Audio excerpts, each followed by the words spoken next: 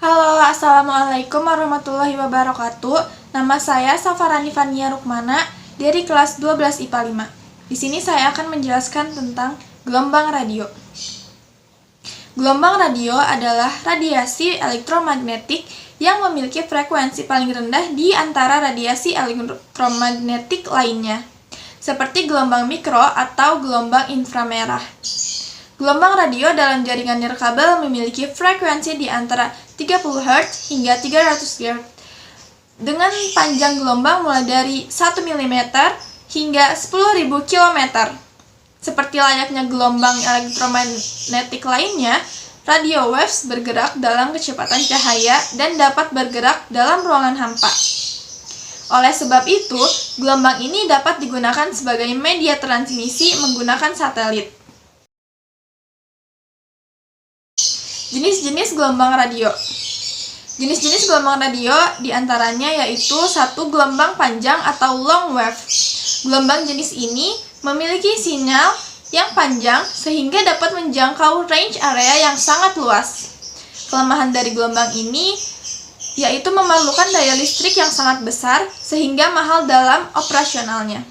Sebab jenis gelombangnya yang panjang dan lebar menyebabkan rentan terhadap gangguan atau noise. 2. Gelombang pendek atau short wave. Gelombang pendek memerlukan udara sebagai mediator. Jenis gelombang ini adalah short wave. Kelebihan dari gelombang ini yaitu mampu menjangkau wilayah atau coverage area yang luas, sehingga banyak digunakan oleh pemancar internasional atau antar benua. Kelemahan dari gelombang ini yaitu banyak noise, khususnya dari matahari, cuaca, udara, halilintar, dan sebagainya. Suara manusia dapat didengar dengan baik, namun penggunaan sound effect dapat kehilangan mutu kualitasnya atau kabur. Yang ketiga yaitu gelombang medium atau medium wave. Gelombang medium memerlukan permukaan bumi sebagai mediator. Umumnya, gelombang ini dipakai oleh stasiun radio. Jenis yang dipakai oleh gelombang ini yaitu AM atau amplitude modulation dan FM atau frequency modulation.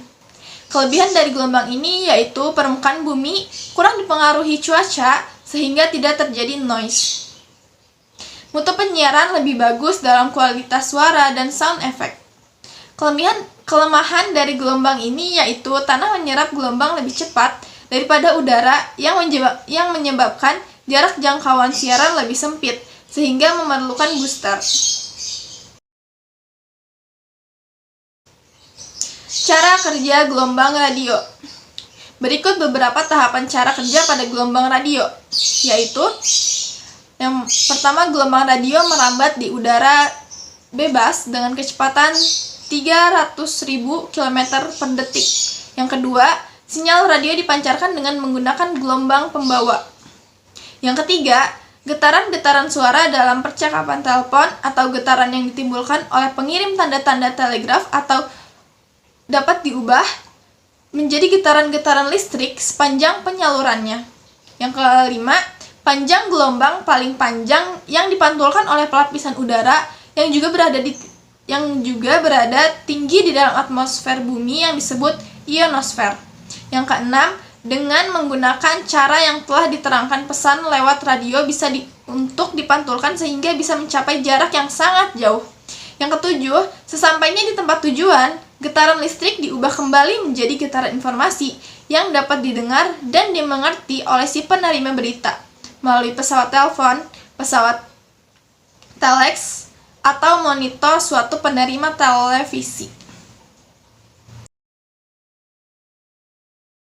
Manfaat gelombang radio. Adapun manfaat gelombang radio diantaranya sebagai berikut. Yang pertama, membawa informasi penting lebih mudah dan navigasi. Yang kedua, menyalurkan transmisi radio. Yang ketiga, mempermudah kontak dengan kendaraan udara atau biasa disebut pesawat. Yang keempat, transmisi data satelit. Para astronot di ruang angkasa mampu menjangkau dan berbicara dengan orang-orang di bumi. Yang kelima, memantau dan mengontrol environment industri tertentu. Yang keenam, mampu meningkatkan akurasi.